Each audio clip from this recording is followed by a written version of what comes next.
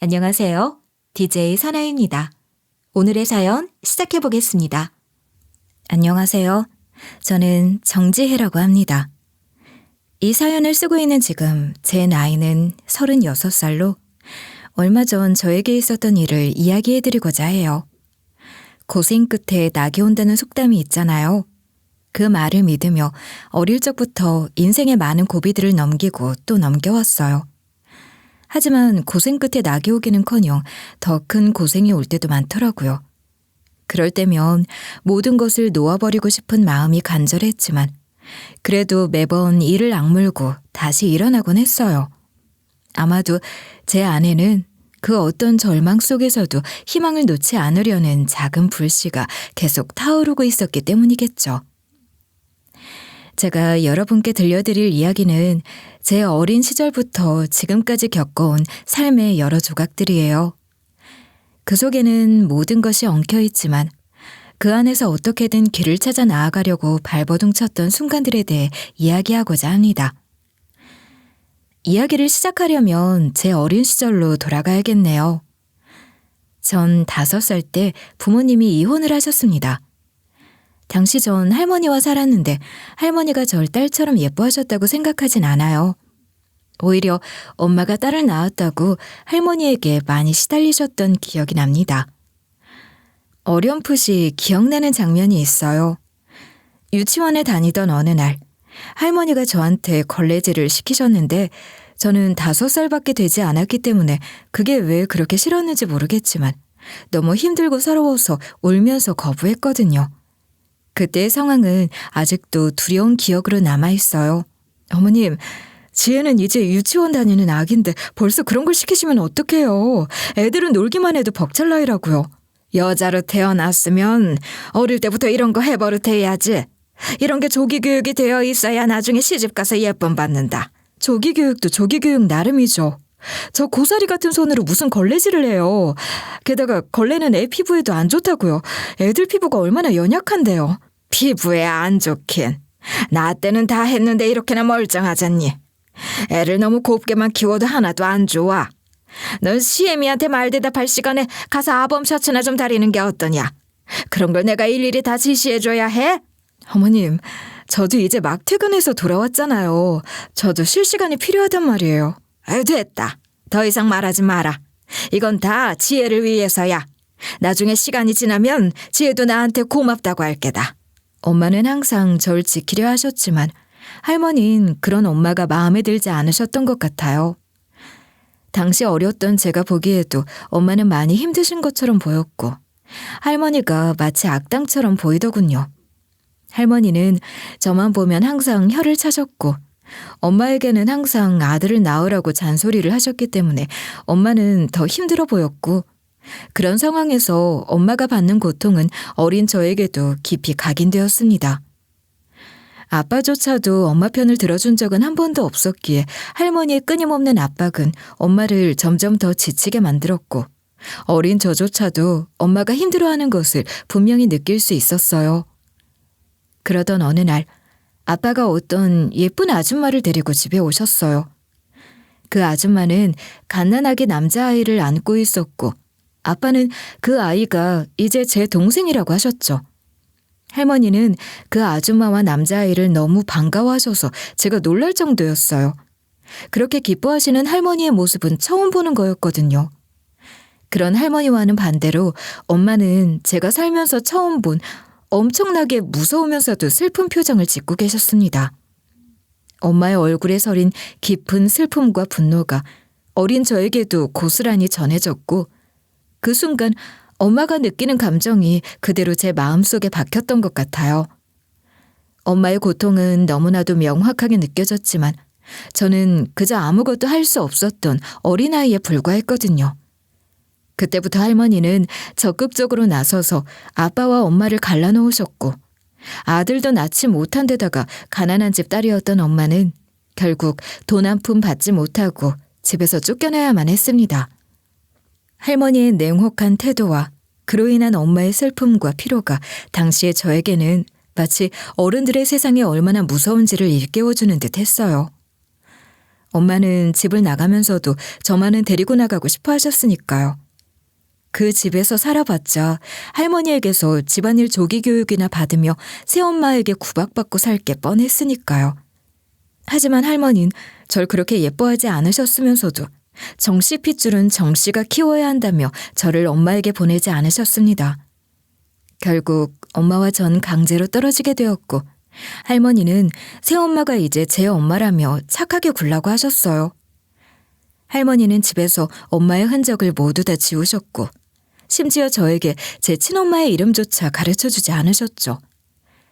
아빠의 일로 인해 이사를 자주 다녔기에 전 자연스레 엄마와 점점 더 멀어질 수밖에 없었어요. 학교에 들어가기 전에 엄마와 헤어졌기 때문에 엄마와의 추억은 그리 많지 않았습니다. 하지만 전 항상 엄마를 그리워했어요. 새엄마는 저에게 잘해주지 않았고 아빠는 바빴고 할머니는 오로지 남동생만을 예뻐하셨죠. 저는 늘 집에서 겉도는 느낌이 들었어요. 시간이 지나면서 전 저를 엄마에게서 억지로 떼어낸 할머니가 너무 미웠습니다. 엄마를 그렇게 힘들게 만든 할머니가 이해되지 않았고 저에게 관심을 끄고 새 가족에게만 집중한 아빠도 너무나 원망스러웠어요. 왜 절 위해서는 아무것도 하지 않았는지, 왜 엄마를 지켜주지 않았는지 도무지 이해할 수 없었죠. 가족들의 행동과 무관심은 어린 마음에 큰 상처로 남았고 시간이 지날수록 그 상처는 더 깊어지는 것 같았습니다. 이런 날들이 지속되면서 가장 힘들었던 건 동생이 제게 종종 장난감을 던지며 놀았어요. 하루는 그 행동에 화가 나서 소리친 적이 있습니다. 하지만 제 서러움만 배가 되었죠. 왜 자꾸 나한테 장난감을 던지는 거야? 그만해, 아프잖아. 난 악당을 혼내주고 싶었던 것뿐이야. 누나는 우리 집의 악당이잖아. 야, 왜 어린애한테 화를 내고 그래? 그냥 장난이잖아. 놀아주지는 못할 망정 누나가 돼가지고 애한테 소리나 지르고 있네. 아줌마, 저런 위험한 걸 던지면 다치잖아요. 제 팔 좀 보세요. 파랗게 됐잖아요. 그게 왜 우리 동현이 탓이니? 네가 칠칠치 못하게 어디서 다쳐가지고 왔나 보지. 그나저나 언제까지 날 아줌마라고 부를 건데? 그거 진짜 듣기 싫다. 내가 너한테 얼마나 잘해주는데 섭섭하다. 저는 커가면서도 괜한 자존심 때문에 새엄마를 엄마라고 부르지 않았습니다. 그 때문에 새엄마는 대놓고 저에게 히스테리를 부렸고 아빠는 새엄마 눈치를 보느라 저에게 용돈도 제대로 주지 않으셨습니다. 동생도 절 누나 취급하지 않았죠. 전 그 집에서 완전히 고립된 이방인이나 다름없었어요. 그래서 대학에 들어가고 사회생활을 시작하면서 자취를 하고 싶었지만 할머니는 여자가 혼자 사는 건 절대 안 된다고 하시며 강하게 반대하셨습니다. 그래서 전 매일같이 외로움과 고독함을 느끼며 계속 집에 묶여 있어야만 했어요. 그러다 친구 소개로 한 남자를 만났어요. 그 남자는 절 처음 만났을 때부터 정말로 소중하게 대해주었고 제 작은 말에도 귀 기울이며 언제나 진심 어린 반응을 보였어요. 제가 힘들다고 하면 밤 늦게까지 전화를 걸어서 절 즐겁게 해줬고 바쁜 와중에도 시간을 내서 제가 좋아하는 음식이나 작은 선물을 챙겨오곤 했죠. 늘 저를 배려하고 제 기분을 존중해주는 남자친구의 애정과 관심은 이전에 한 번도 받아본 적 없는 것이었고 그러다 보니 저도 모르게 마음이 열리더라고요. 그렇게 무심코 흘려보냈던 사소한 말과 행동들에 깊은 애정을 담아주는 남자친구의 모습은 저에게 큰 위안이 되었고 남자친구의 곁에서라면 집에서는 느껴보지 못했던 진짜 사랑을 느낄 수 있을 것 같았어요. 그래서 전 그 남자와 28살 때 결혼을 했습니다. 결혼하기엔 좀 이른 나이이긴 했지만 어떻게든 집에서 벗어나고 싶었거든요. 빨리 결혼하면 삭막한 그 집에서 벗어나게 되니 제 인생이 그나마 나을 줄 알았던 거죠. 하지만 결혼하면 그 사람과 알콩달콩 행복하게 살 줄 알았는데 그게 그렇게 되지 않았어요. 결혼하기 전에는 남편이 뭐든 다 해줄 것처럼 행동했고 마치 간이고 쓸개고 다 빼줄 것처럼 헌신적인 모습을 보였어요. 하지만 막상 결혼을 하고 나니 남편은 완전히 딴 사람이 되어버렸습니다. 남편은 그야말로 마마보이였고 결혼 전에는 그저 부모님께 잘하는 효자라고 생각했던 제 판단이 너무나 짧았다는 걸 깨달았죠. 결혼 전에는 주로 외식을 많이 했는데 남편은 입맛이 워낙 까다로워서 음식점을 가기 전에 항상 후기를 꼼꼼하게 찾아보고 갔습니다. 음식이 맛있으면 남편은 어머님도 이런 음식을 좋아하실 것 같다고 하며 다음에 어머님과 함께 와야겠다는 말을 자주 했고, 음식이 맛이 없으면 어머님이 만든 음식이 훨씬 낫다는 말을 하곤 했죠. 당시에는 그저 지나가는 말로 생각했지만 나중에 생각해보니 남편의 이런 말들에는 깊은 의미가 있었던 것 같습니다. 남편은 언제나 시어머님의 기준에 맞춰 모든 것을 평가했고, 제가 하는 모든 일도 시어머니의 수준에 도달하기를 바랐던 것이었죠. 결혼하고 1년 정도 지나니까 남편이 제가 해준 음식에 대해서 투정을 부리기 시작했어요. 늘 어머님이 해준 게 더 맛있다면서 어머님께 한번 배워보라고 하더군요. 그리고 우리 사이에 약간 말다툼이라도 있거나 남편 입맛에 음식이 맞지 않으면 항상 어머님과 통화하며 하소연을 했습니다. 아주 말끝마다 우리 엄마 하는 것이 제가 남편과 사는 건지 이름 모를 뉘집 아들내미를 데려다 키우고 있는 건지 모를 정도였습니다. 그러더니 결국에는 시어머님이 직접 음식을 싸들고 우리 집에 오셔서는 남편에게 음식을 해먹이시더니 남편 입맛 하나도 못 맞추냐며 절 타박하셨어요. 아니 며느라, 서방 입맛 하나 맞추지 못하고 어쩌자는 거니? 이렇게 힘들게 늙은 시애미가 와서 음식을 해줘야 해? 아, 역시 엄마가 해준 김치찌개가 짱이야. 지혜가 한 건 엄마 거보다 훨씬 맛없어서 밥을 못 먹겠더라니까. 아이고 우리 아들, 집에서 얼마나 못 얻어먹었으면 얼굴이 이렇게 반쪽이 됐대? 예, 너 대체 집안 살림을 어떻게 하기에 애가 이렇게 다 죽어가? 밥 한 번 제대로 해먹이는 게 그렇게 힘드냐? 저도 회사에서 일하고 남편보다 늘 늦게 퇴근하는데 밥 정도는 남편이 챙겨 먹을 수 있는 거 아니에요? 그리고 집안 살림은 남편이랑 저 둘이서 하는데 왜 저한테만 그러세요? 아이고 우리 아들은 그런 거 못해. 당연히 우리 아들 밥은 마누라인 네가 챙겨야지. 그리고 내 아들이 살림을 왜 하니? 살림은 집안 안주인이 도맡아 하는 게 당연한 법인데. 아, 알겠다. 내 아들 얼굴이 왜 반쪽이 됐는지 안 봐도 뻔하다. 애를 얼마나 잡으면. 그렇게 말씀하시면서 시어머니는 저에게 자주 시댁으로 와서 음식하는 솜씨를 배우라고 하셨고, 남편은 그 말을 들을 때마다 어김없이 맞장구를 치곤 했습니다. 하도 그렇게 난리를 피우니 몇 번 시댁에 가서 요리를 배우긴 했어요. 남편이 매번 시어머니의 음식이 더 맛있다고 말하는 것이 억울하기도 하고 약간의 오기가 생기기도 했거든요. 남편 입에서 시어머니가 한 음식이 더 맛있다는 말이 더 이상 안 나오도록 하고 싶었습니다.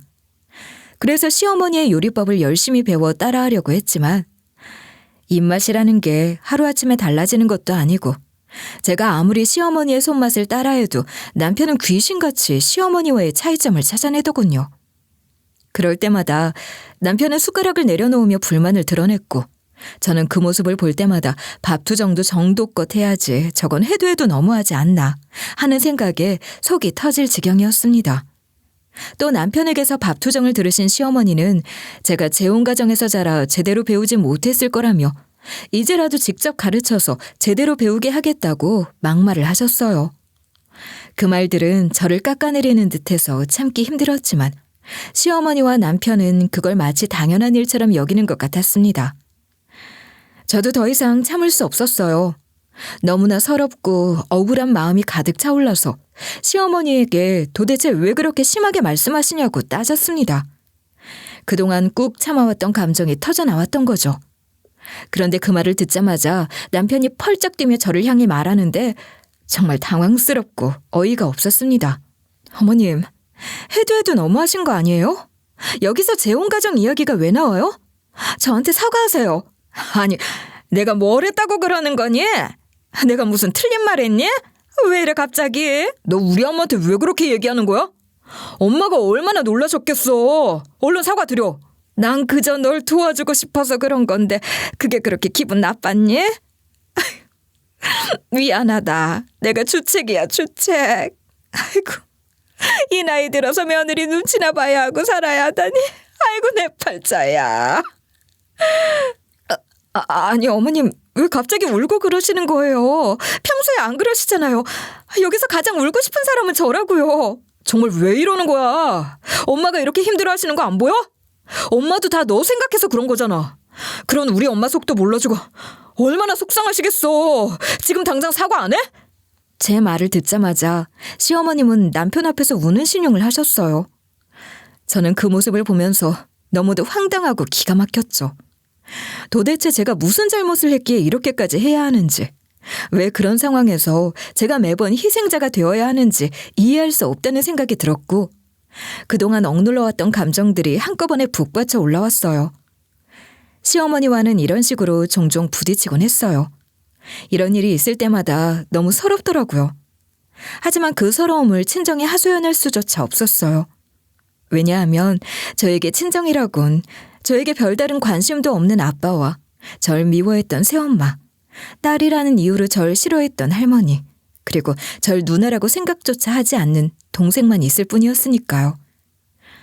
그런 곳에서 제가 위로를 받을 수 있을 리 만무했고, 오히려 제 이야기를 꺼내는 것 자체가 더 큰 고통을 불러올 것 같았어요. 얼굴도 기억나지 않고 이름조차 알지 못하는 친엄마가 그리워지는 순간이었죠. 친엄마가 있었다면 제 이야기를 들어주고 따뜻하게 위로해 주셨을까 하는 생각에 가슴이 먹먹해졌어요. 그토록 보고 싶고 찾고 싶었던 엄마지만 현실적으로는 어디에 계신지도 모르고 연락할 방법조차 없으니 더더욱 절망감이 몰려왔어요.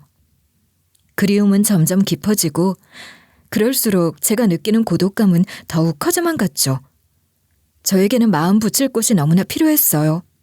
그 외로움 속에서 아이가 간절해졌어요. 아이가 생기면 남편과 시댁도 저에게 무조건 시비를 걸기보다는 우리 아이에게 포커스를 맞추며 저에 대한 압박을 멈추지 않을까 하는 긍정적인 기대를 갖게 되었죠. 아이가 생기면 시댁 식구들도 저에게 조금 더 따뜻하게 대할 것이고, 남편도 이제는 가정을 이루는 책임감이 생기면서 저와 함께 아이를 위해 노력하는 모습을 보일 거라고 생각했거든요. 그렇게 아이를 갖고 싶다는 생각이 점점 더 강해졌어요. 하지만 시간이 지나도 아이는 좀처럼 생기지 않았고, 나름대로 노력하고 있는 저로서는 왜 아이가 생기지 않는지 의아할 수밖에 없었어요. 매일 식단을 챙기며 영양을 보충하려고 했고, 스트레스를 줄이기 위해 명상도 해보고 몸 상태를 위해 규칙적인 운동까지 했지만 이런 노력에도 불구하고 결과가 없었기에 실망감이 밀려왔죠.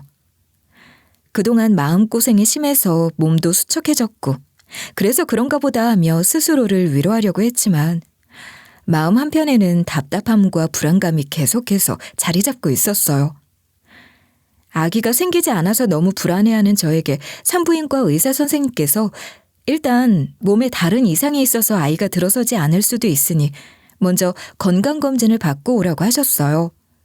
몸에 무슨 문제가 있는지 알아본 후 만약 문제가 있다면 건강을 회복한 다음에 아이를 준비하자는 말씀이셨죠.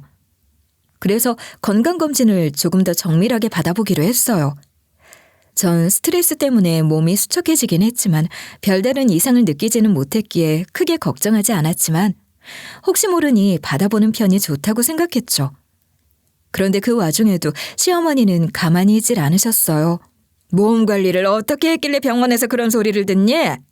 맨날 시애미랑 맘먹으려 들어서 아주 기운이 팔팔 남아도는 줄 알았다만 며느리가 이래서야 되겠어? 어머님, 별다른 이상은 없겠지만 혹시 모르니 검진을 받는 것뿐이에요. 안 좋게 생각하지 말아주세요. 그래도 애가 안 들어서는 이유가 분명히 있을 거 아니니. 우리 아들한테는 문제 없을 테니 틀림없이 너 때문일 거야. 그 말을 듣는 순간 가슴 한구석이 싸하게 얼어붙는 기분이 들었습니다.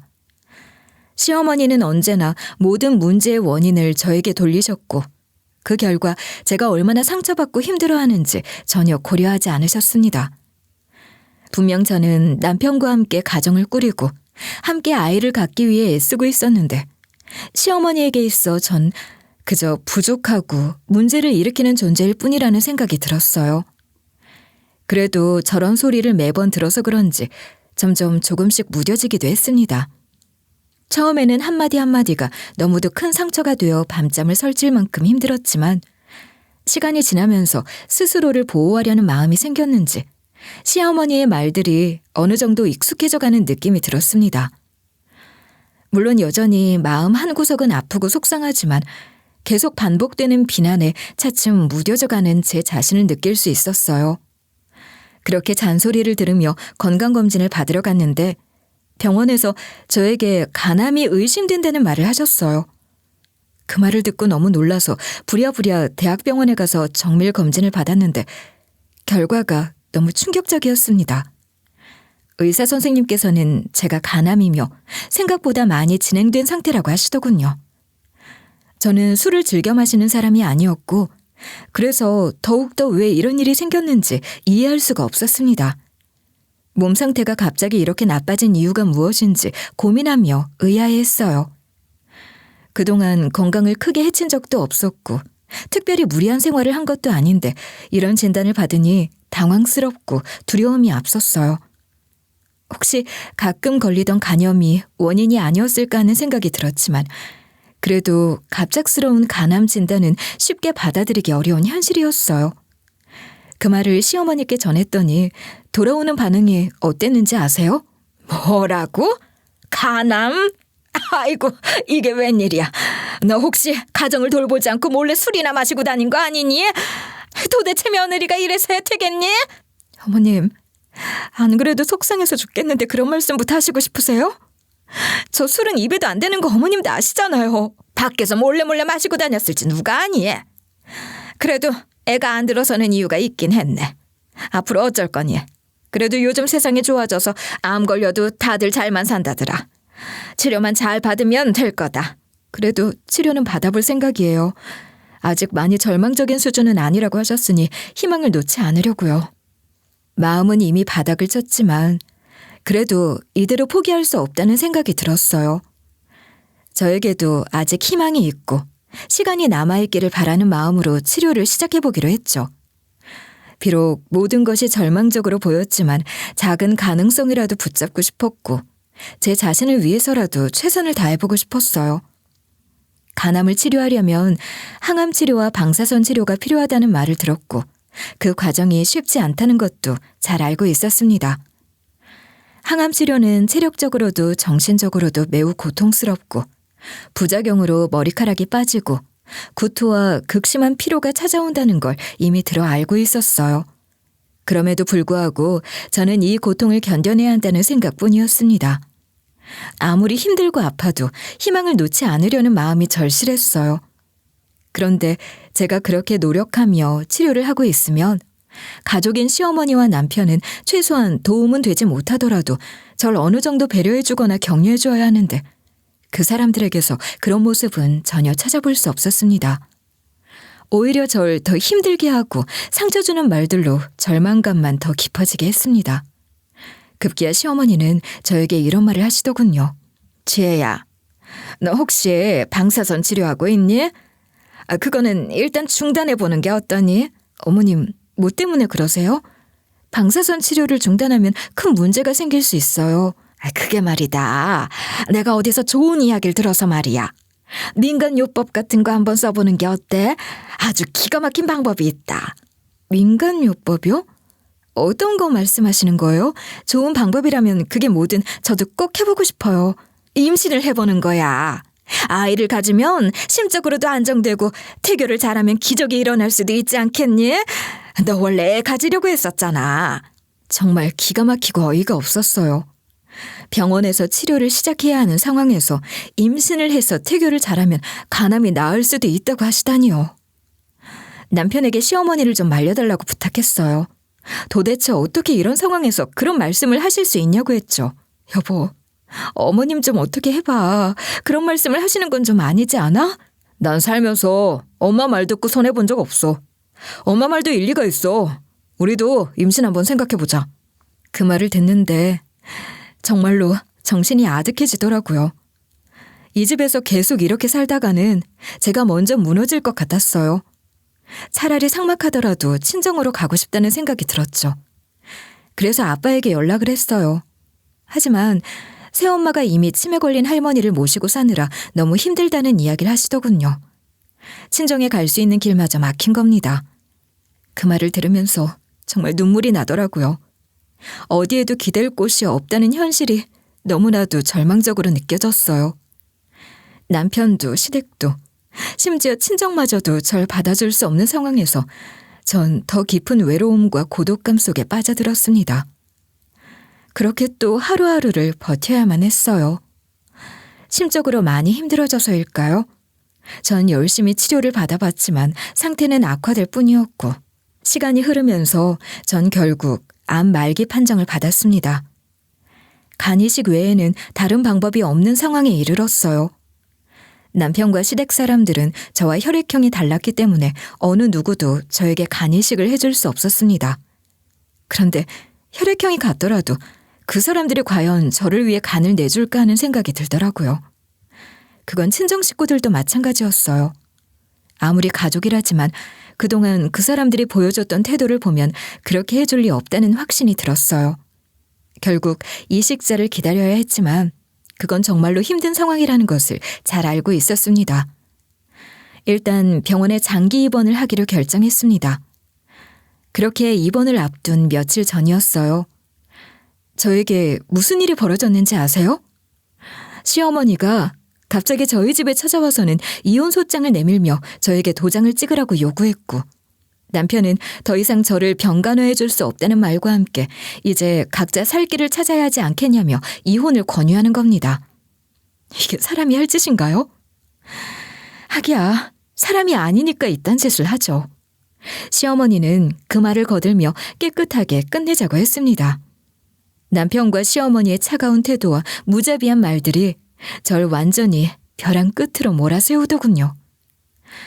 그 순간 저는 온몸이 떨리고 이 사람들이 정말 인간인가 싶을 정도로 분노와 절망감이 뒤섞여 숨이 막혔습니다. 우리도 이제 한계야. 자기야, 우리도 살 사람은 살아야 하지 않겠어? 너 병간호까지 해줄 수는 없을 것 같아. 이제 그만 날 놔줬으면 좋겠어. 여기서 깨끗하게 갈라서자. 네 짐은 내가 알아서 친정으로 보내줄게. 그게 대체 무슨 소리야? 내가 아프다고 이렇게 버리겠다는 거야? 버린다니. 그럼 끔찍한 소리 하지 마. 그냥 이쯤에서 갈라서는 게 서로에게 좋을 것 같아서 하는 말이야. 아픈 네 모습 지켜보는 나도 괴로워. 이제 넌 안 보고 싶어. 그 말을 하는 남편의 얼굴을 바라보는데 순간적으로 참을 수 없는 분노가 제 안에서 끌어올랐습니다. 그동안 쌓였던 모든 감정이 한꺼번에 폭발하듯 터져나왔고 결국 전 남편의 뺨을 후려칠 수밖에 없었어요. 제 마음속 깊은 곳에서부터 치밀어 오르는 분노는 더 이상 억누를 수 없는 지경에 이르렀고 아무리 아파도 날 이렇게까지 내버릴 수 있느냐는 울분이 주먹 끝에 실렸습니다. 아무리 아내가 아프다고 해도 짐승도 자기처럼 버리지 않는다고. 넌 짐승만도 못해. 어머, 얘가 미쳤나? 왜 내 아들을 때리고 난리야? 곧 죽을 거라더니 아주 쌩쌩하기만 하구나. 곱게 보내줄랬더니 얘가 아주 막 나가네. 네, 저 미쳤어요. 곧 죽는다고 생각하니까 이제 눈에 뵈는 게 없네요. 당신들 같은 인간들이랑 살면 부차도 아마 미쳐버릴걸요? 이제 이판사판인 거지? 사람이 죽을 때가 되면 본성을 드러낸다더니 저런 애인 줄 몰랐어. 이혼하는 게 훨씬 나아. 그래요. 그까짓 이혼 합시다. 저기요 아줌마. 엄마 없으면 아무것도 못하는 저런 덜 떨어진 놈은 당신이 평생 끼고 사세요. 절대 세장가 보낼 생각도 하지 마시고요. 그래, 차라리 잘 됐다. 얼른 도장이나 찍고 서로 다시는 보지 말자. 남편은 마치 모든 걸 다 정리했다는 듯한 냉정한 태도로 말했습니다. 깨끗하게 끝내자며 하는 말이 제 몫의 재산 같은 건 없을 거라더군요. 제가 아파서 이 집에 제대로 된 기여를 한 게 없으니 조용히 몸만 나가라는 거였습니다. 그 말을 듣는 순간 저의 마음은 완전히 찢어지는 것 같았어요. 재산 분할을 요구할 자격조차 없다고 여기는 그 인간들의 태도에 깊은 상처를 받았고 내가 아파서 도움이 되지 못했다는 이유만으로 모든 것을 빼앗기고 내쫓기는 그 상황이 너무나도 비참했어요. 제가 대체 뭘 기여하지 않았다고 하는 걸까요? 결혼 후 저는 나름대로 많은 노력을 했고 남편의 까다로운 입맛을 맞추겠다고 시어머니에게 요리도 배웠고 시댁 식구들의 요구에도 최대한 맞추며 살아왔어요. 아프기 전에는 집안일도 도맡아 하며 가족들을 위해 최선을 다했는데 그런 제 노력이 모두 무시당하고 있는 것 같아 너무 억울했습니다. 재산 분할이라도 제대로 하고 싶었지만 당장 병원에 입원해야 하는 상황에다 친정에서 절 도와줄 사람도 없다는 걸 알기에 결국 모든 걸 포기할 수밖에 없었어요. 그렇게 전 무너진 심정으로 남편과의 결혼 생활을 정리해야 했습니다. 저는 결혼 6년 만에 이혼을 하게 되었고 홀로 병원에 입원하게 됐어요. 병마와 싸우며 간 기증자를 기다리고 있었는데 기증자를 만난다는 건 정말 하늘의 별 따기 같더군요. 전 거의 죽을 날만 기다리며 산송장처럼 지내고 있었지만 병원 생활이 차라리 마음 편하다는 사실이 너무 슬펐네요. 집에서는 시댁의 차가운 시선과 남편의 비난을 끊임없이 받아야 했으니까요. 그곳에서는 매일같이 제 존재가 쓸모없다는 말을 듣고 무시당하는 삶이 반복되었지만 병원에 있으면 그 모든 압박에서 잠시나마 벗어날 수 있었습니다. 병원의 차가운 침대와 무표정한 의료기기들 사이에서도 마음 한구석이 오히려 더 편안해지는 이 현실이 너무 아이러니하고 가슴 아팠습니다. 비록 병원이라는 제한된 공간이지만 그곳은 오랜만에 제게 주어진 유일한 안식처처럼 느껴졌고 그 사실이 더욱 절망적으로 다가왔네요.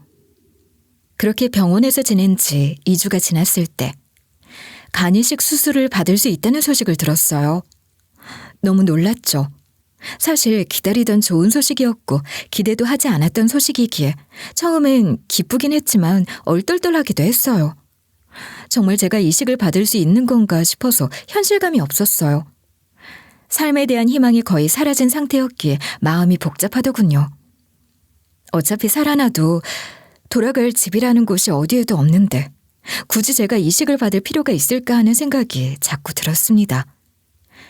그렇게 무기력한 제 마음을 의사 선생님께 말씀드렸더니 절대로 포기하지 말라고 격려해 주셨어요. 그 말에 잠시 위로를 받긴 했지만 여전히 제 마음속에는 이식 후의 삶에 대한 불안감과 다시는 돌아갈 곳이 없다는 외로움이 함께 뒤엉켜 복잡한 심경이 가시지 않았죠. 운 좋게 이식을 받아도 잘 살 수 있을지 모르겠다는 불안감에 심정이 복잡해져서 밤에 잠을 잘 수 없었어요. 그런데 그날 밤 제 병실에 한 중년의 여성분이 찾아오셨어요. 그 여성분은 자신이 간을 기증하게 된 사람이라고 말씀하셨습니다. 전 놀라서 기증자와 수혜자는 서로 만날 수 없는 것으로 알고 있는데 어떻게 오셨는지 궁금해 물었습니다. 그러자 그분은 조심스럽게 가족일 경우에는 만날 수 있다고 설명하시더군요. 전 더 아리송했죠. 이게 무슨 말인가 싶었던 게 그분을 처음 봤으니까요. 저에게 가족이라곤 짐승만도 못한 전 시댁 인간들을 빼면 친정 식구들밖에 없는데 저렇게 생긴 친척조차도 본 적이 없었습니다. 누구시죠? 병실을 잘 찾아오신 거 맞으세요? 전 아주머니가 누구신지 통 모르겠어서.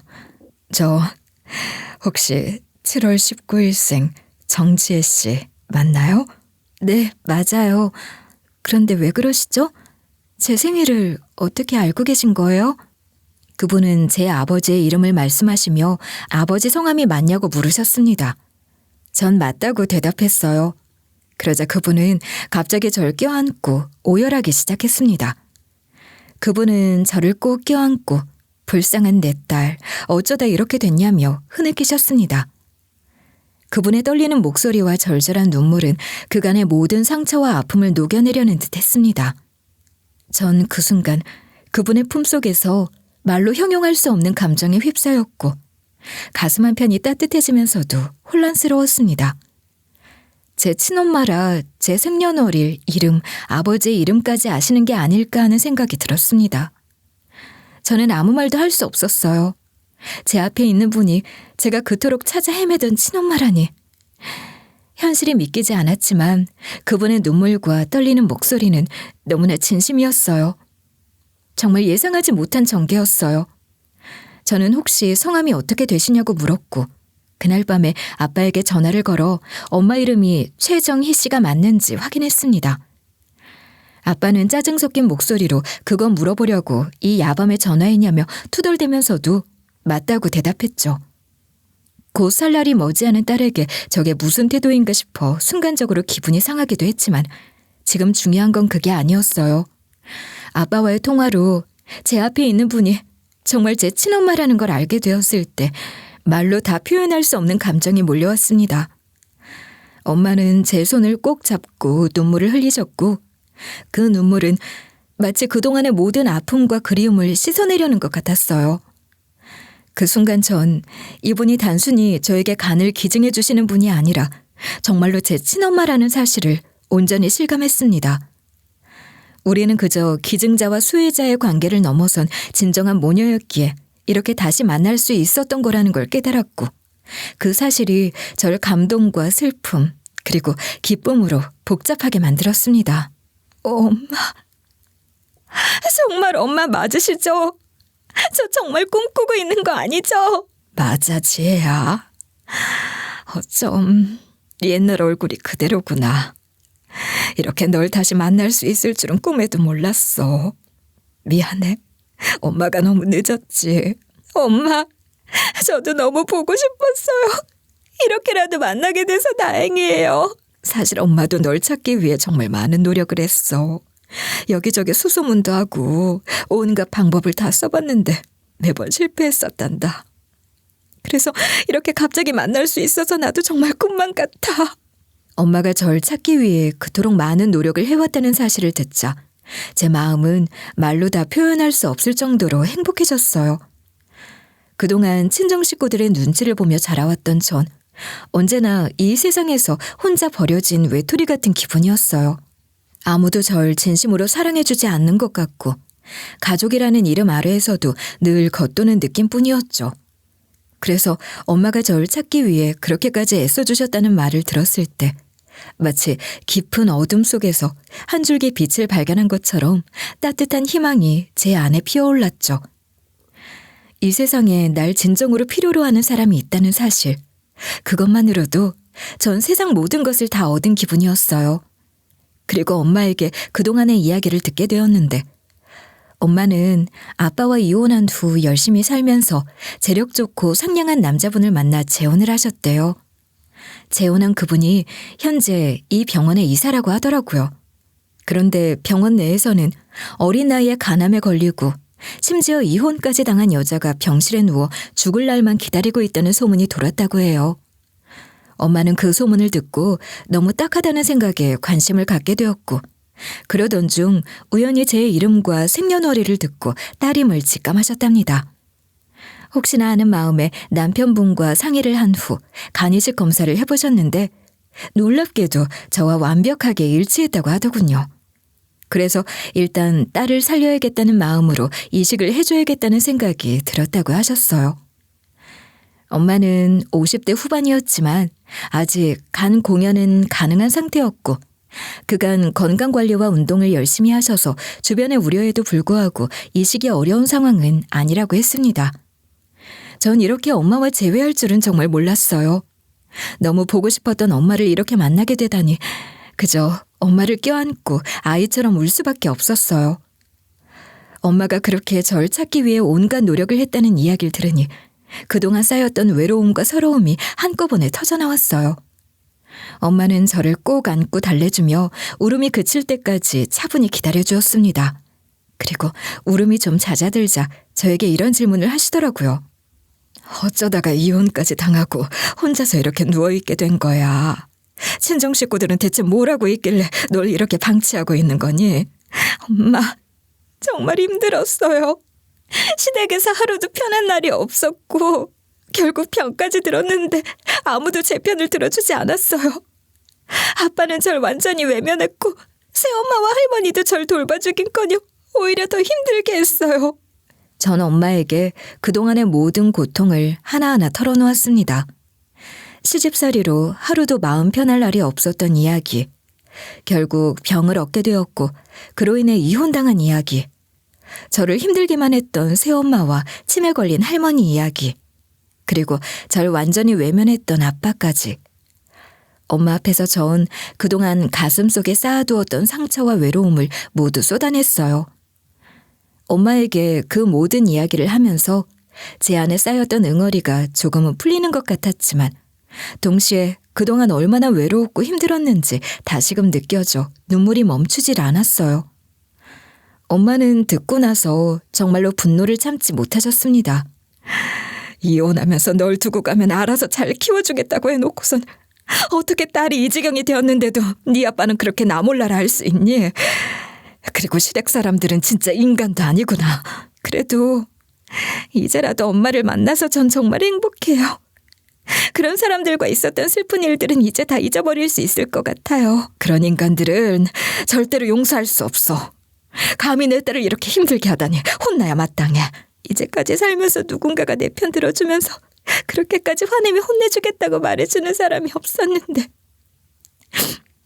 엄마가 이렇게 말해주니까 너무 기분이 좋아요. 그래, 그런 놈들 혼내주기 위해선 네가 건강해지는 게 먼저야.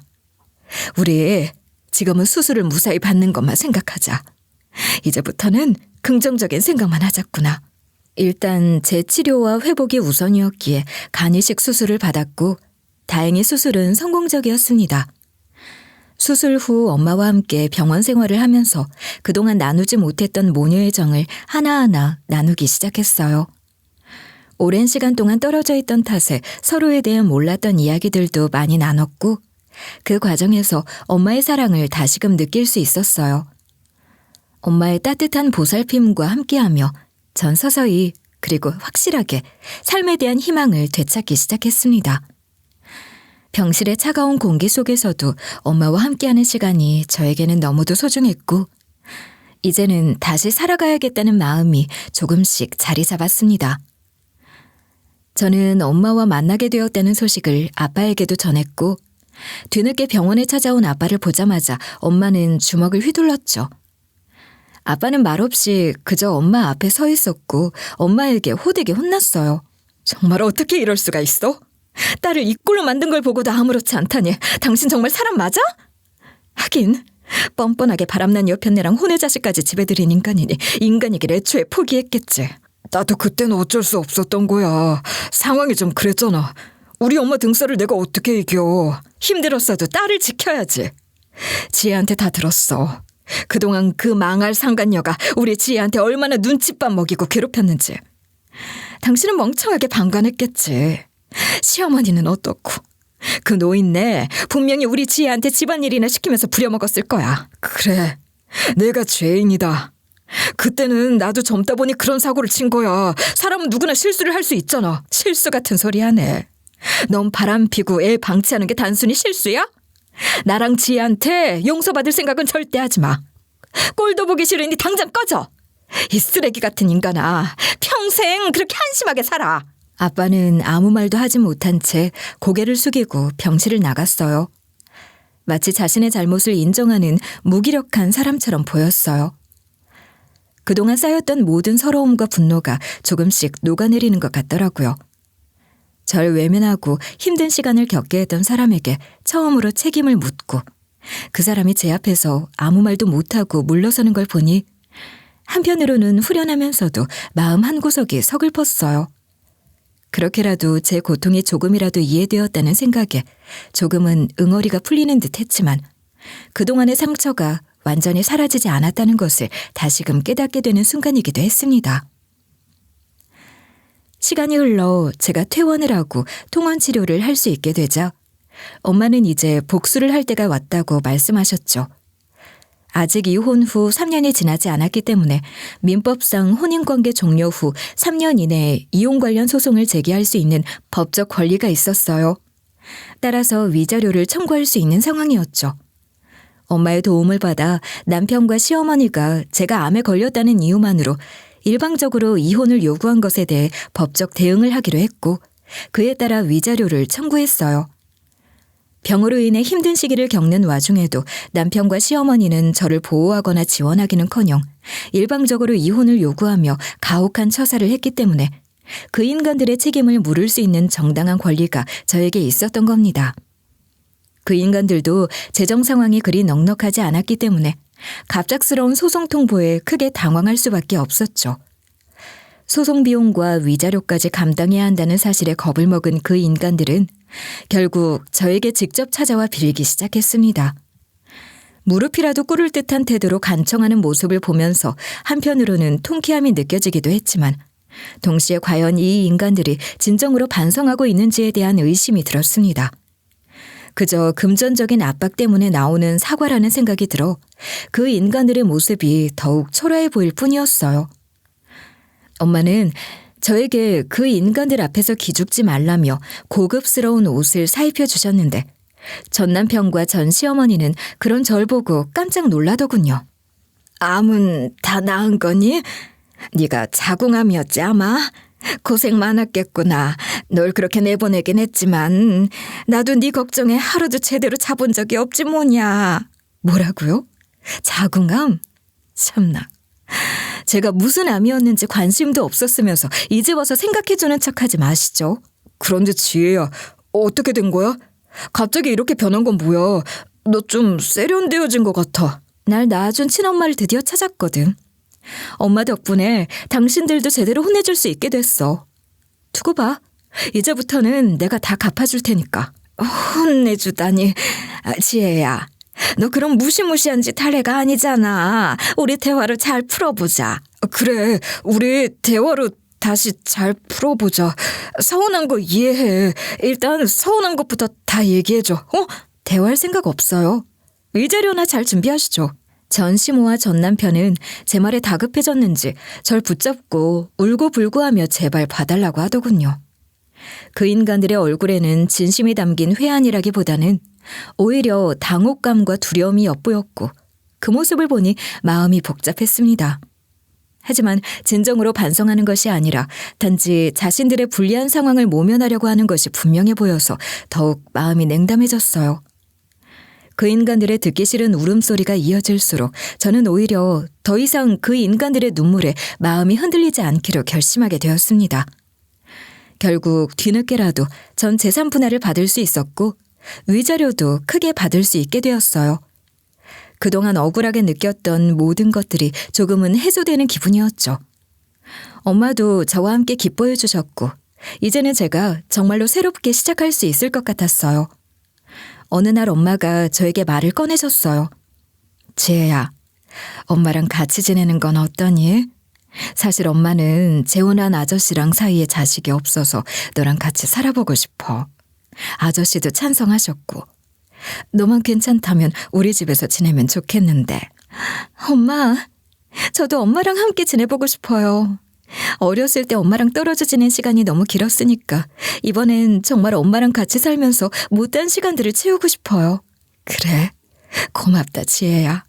아저씨도 널 무척 반가워하실 거야. 걱정하지 말고 우리 같이 행복하게 지내보자. 그렇게 전 엄마와 함께 아저씨 댁에서 지내기로 했어요. 제가 보기엔 아저씨는 정말로 상냥하고 좋은 분 같았어요.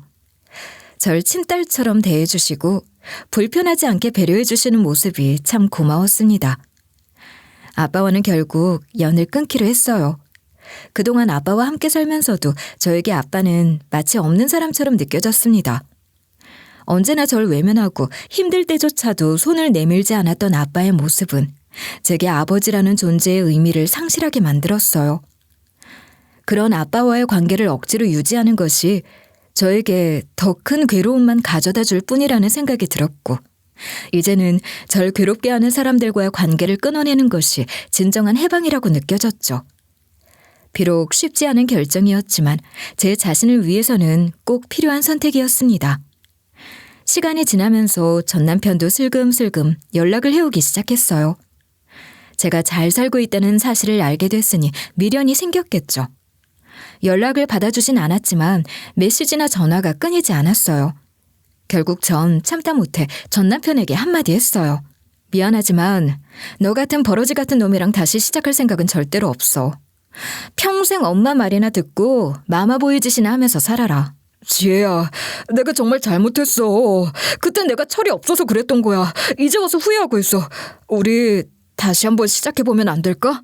내가 그 말을 믿겠니? 웃기지 마. 2번 다신 네 얼굴 볼 일 없을 거야. 제발 내 인생에서 꺼져주라. 그렇게 전 남편과도 완전히 정리를 했네요. 아직 몸은 완전히 회복되지 않았고 계속 치료를 받아야 했지만 이상하게도 마음이 편해지니 몸 상태도 점점 나아지는 게 느껴졌어요. 역시 사람에게는 심정이 참 중요한가 봐요. 엄마와 아저씨와 함께하는 시간들이 절 다시 일으켜 세워주고 있었어요. 앞으로 전 더 건강해지고 더 행복해질 일만 남았다고 생각해요. 엄마와 함께 다시 찾은 이 행복을 지키기 위해 저는 앞으로도 계속 노력할 겁니다. 이제는 제 인생을 다시 시작할 수 있을 것 같아요. 이전에 전 늘 눈치만 보고 주어진 상황에 순응하면서 살아왔던 것 같아요. 하지만 전 스스로에게 이런 약속을 했습니다. 이제부터는 절대 절 함부로 대하는 사람들에게 끌려다니지 않겠다고요. 그리고 무엇보다도 저 자신을 아껴주고 존중해주는 삶을 살겠다고요. 이번 일을 겪으면서 많은 걸 배우고 깨닫게 됐어요. 인생은 언제나 힘든 순간들이 찾아오고 그때마다 무너질 수도 있지만 끝까지 포기하지 않으면 반드시 빛이 보인다는 거려. 제 이야기를 들어주신 여러분도 각자 자신만의 빛나는 미래를 만들어가길 바랍니다. 인생은 힘들지만 그래도 그 안에 분명히 빛나는 순간들이 있으니까요. 그런 순간들을 찾아가는 여정을 이제는 저도 다시 시작해보려 합니다. 지금까지 제 이야기를 들어주셔서 정말 감사합니다.